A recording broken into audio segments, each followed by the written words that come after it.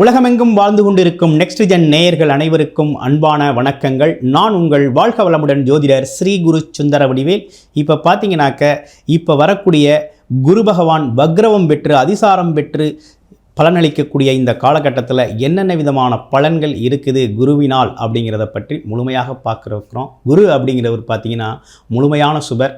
அவர் பார்த்தீங்கன்னாக்க இப்போ வக்ரவம் பெற போகிறார்.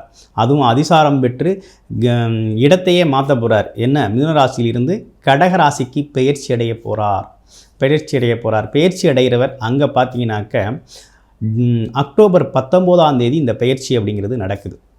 இந்த வக்ரவ பயிற்சி அப்படிங்கிறது நடக்குது.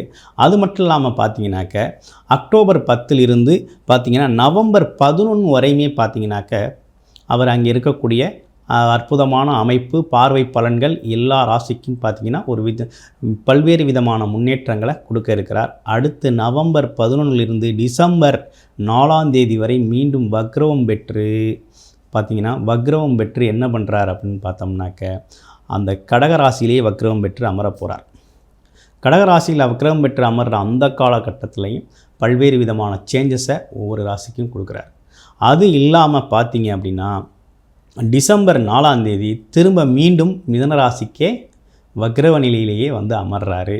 அது பார்த்தீங்கன்னாக்க உங்களுக்கு மார்ச் 11 வரையுமே அவர் வக்ரவ நிலையில் தான் இருக்கிறார். அப்போ இந்த காலகட்டத்தில் என்னென்ன விதமான மாற்றங்கள் நடக்க இருக்குது, ஒவ்வொரு ராசிக்கும் எப்படி இருக்கும், என்ன செய்யலாம் என்ன செய்யக்கூடாது அப்படிங்கிறதை பற்றி முழுமையான விவரங்கள் அப்படிங்கிறது ஒவ்வொரு ராசிக்கும் ரொம்ப தெளிவாக நம்ம இப்போ இந்த வீடியோ மூலமாக பார்க்க இருக்கிறோம். இப்போ உங்கள் ராசிக்கு எப்படி இருக்குது அப்படிங்கிறத நம்ம பார்ப்போம். கடகராசி காலச்சக்கரத்தின் 2வது ராசியாக இருக்கக்கூடிய கடகராசி அன்பர்களுக்கு இந்த அதிசார குரு பயிற்சி அப்படிங்கிறது எப்படி இருக்குது அப்படிங்கிறத பற்றி நம்ம விரிவாக பார்க்க இருக்கிறோம். அப்படி பார்க்கையில் கடகராசி அப்படின்னு எடுத்துக்கிட்டோம் அப்படின்னா கடகராசியை பொறுத்த வகையில் பிறருக்காக வாழக்கூடியவர்கள், அதுலேயும் பார்த்திங்கன்னா சமயோஜித புத்தி உள்ளவர்கள், கலை இலக்கிய ஆர்வம் உடையவர்கள், அதீத உழைப்பை செலுத்தக்கூடியவர்கள், அது மட்டும் இல்லாமல் யோசித்து செயல்படக்கூடிய பண்பு அப்படிங்கிறது இயல்பாகவே இருக்கக்கூடிய ஒரு நல்ல அமைப்பு அப்படிங்கிறது கடகராசிக்கு இருக்குது. ஆமாம், கடகராசியை பொறுத்த வகையில் பார்த்திங்க அப்படின்னா சந்திரனோட ஆதிக்கம் நிறைய இருக்குது. சந்திரனோட ஆதிக்கம்னா என்ன எப்பேற்பட்ட சூழ்நிலைகளையும் தன்னோட அமைதியான அன்பான குணத்தால் அந்த இடத்தை ரொம்ப அழகாக கையாளக்கூடிய திறன் படைத்தவர்கள் தான் நம்ம கடகராசி அன்பர்கள். கடகராசியை பொறுத்த வகையில் 2-3 விஷயங்கள் ரொம்ப சிறப்பாக இருக்கும். என்னன்னு பார்ப்போம். அதை 1-2 வகைப்படுத்தி நம்ம விரிவாகவே நம்ம பார்க்கக்கூடிய ஒரு அமைப்பு அப்படிங்கிறது இருக்குது. அது என்னன்னு பார்ப்போம். நீண்ட நாள் ஆசைகள், கனவுகள், திட்டங்கள், இப்படிப்பட்ட விஷயத்தெல்லாம் செயல்படுத்துறதுக்கு குரு பகவான் உங்களுடைய ராசிக்கே வர்றார். அதிசாரம் பெற்று வர்றார். உங்கள் ராசியில் உச்சபலம் பெறுறது மட்டும் இல்லாமல் உச்சபலம் பெற்று வக்ரவ நிலையும் அடைகிறார்.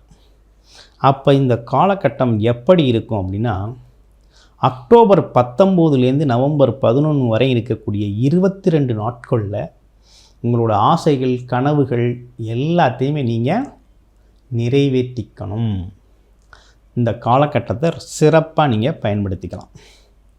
ஆமாம், என்னென்ன மாதிரி விஷயங்களை பயன்படுத்திக்கலாம் அப்படின்னா ஒரு வேலை, தொழில் சார்ந்த அமைப்புகள், இடம் வாங்கணும், ஒரு பூமி வாங்கணும், இல்லை ஒரு சொத்து வாங்கணும், ஆமாம் ஒரு வீட்டையே வாங்கணும் அப்படின்னு நீண்ட நாள் ஆசை, கனவு இதெல்லாம் நடக்காமலே இருக்குது. திட்டம் மட்டுமே இருக்குது, ஆனால் செயல்படுத்த முடியலை அப்படிங்கிற அமைப்பில் இருக்கிறவங்களுக்கு இந்த காலகட்டத்தில் அதை செயல்படுத்தக்கூடிய ஆற்றல் அப்படிங்கிறது அற்புதமாக கிடைக்குது. ரொம்ப சிறப்பாக இருக்குது. அப்போ நீங்கள் அதை தாராளமாக இந்த காலகட்டத்தில் பயன்படுத்திக்கலாம் அப்படிங்கிற நல்ல அமைப்பு அப்படிங்கிறது இருக்குது. அடுத்து இன்னொரு விஷயம் ஏற்படும். என்னென்னு கேட்டிங்கன்னா நவம்பர் 11 அப்புறம் உங்கள் ராசியிலேயே உச்ச வக்ரவம் அடைஞ்சிருவார். யார்? குரு பகவான் வக்ரவம் அடைஞ்சிருவார். அந்த வக்ரவ காலத்தில் என்ன நடக்கும் அப்படின்னா எதிர்பாராத செலவுகள் செய்வீங்க. நீங்கள் எதிர்பார்த்துருக்கவே மாட்டீங்க. பிளான் பண்ணாத செலவுகள்லாம் உங்களுக்கு வரும். பிளான் பண்ணாத செலவுகள் வரும். கொஞ்சம் குழப்பமும் வரும், மனக்குழப்பம் அதிகரிக்கும். அதே போல் பார்த்திங்கன்னா கொஞ்சம் கணக்கு, நம்ம போடுற கணக்கும் நடக்கிற கணக்கும் மாறும்.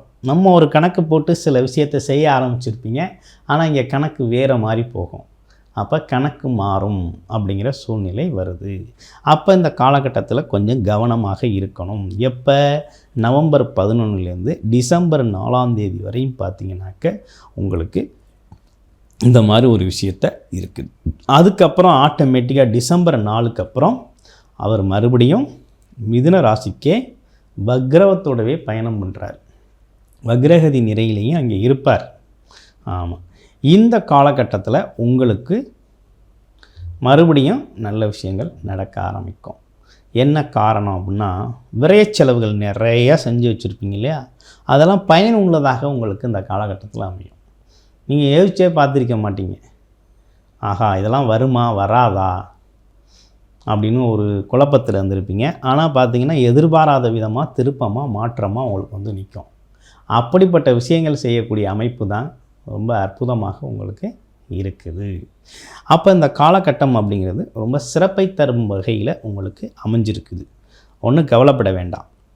அப்போ குரு அதிசாரம், குரு வக்ரவம் அப்படிங்கிறது கடகராசியை பொறுத்த வகையில் பார்த்திங்கன்னா நீண்ட நாள் ஆசைகள் கனவுகளை நிறைவேற்றி கொள்ளும் விதமாக அமைஞ்சிருக்கு. இப்போ உங்களுடைய பிறப்பு ஜாதகத்தில் குரு பகவான் எப்படி இருக்கிறார், என்ன விதமான விஷயங்களோடு இருக்கிறார், ஆட்சி பெற்றிருக்கிறாரா இல்லை உச்சம் பெற்றிருக்கிறாரா அப்படிங்கிறதெல்லாம் நீங்கள் பார்க்கணும். ஆட்சி உச்சம் பெற்றிருக்கிறார் அல்லது இப்போ நடந்துக்கிட்டு இருக்கிறது அதோட தசாபத்தி அமைப்புகள் நடக்குதா அப்படிங்கிறத பார்த்துட்டு பலனெடுங்க. ரொம்ப அற்புதமாக இருக்கும். உங்களுடைய பிறப்பு ஜாதகம் தொடர்பான தகவல்கள் முழுமையாக நீங்கள் தெரிஞ்சுக்கணும் அப்படின்னு விருப்பப்பட்டீங்க அப்படின்னா டிஸ்பிளேல தர நம்பருக்கு கால் பண்ணி அப்பாயின்மெண்ட் ஃபிக்ஸ் பண்ணிவிட்டு உங்களுடைய பிறப்பு ஜாதகம் சார்ந்த தொடர்புகளை நீங்கள் பெற முடியும். நன்றி, வணக்கம், வாழ்த்துக்கள்.